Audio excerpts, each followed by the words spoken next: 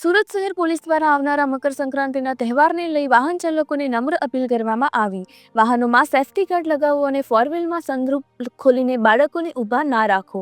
વાહનો ધીમે હાંકો। સેફ્ટી ગાર્ડને લઈ પતંગની દોરીથી બચી શકશો। રિપોર્ટર સુનિલ ગાંજાવાલા, સુરત। તમારી સેવામાં છે।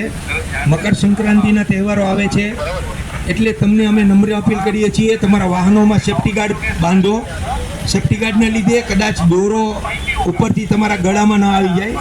તમારા બાળકોને સનરૂફ ખુલ્લા રાખીને ફોર વ્હીલની બહાર ઊભા નહીં રાખો। તમારા બાળકોના ગળામાં દોરો આવશે તો તમને ખ્યાલ પણ નહીં આવે। તમારા બાળકોને ખાસ અમે નમ્ર અપીલ કરીએ છીએ કે તમારા બાળકોને તમે સનરૂફ ખુલ્લા રાખીને બહાર ઊભા નહીં રાખો।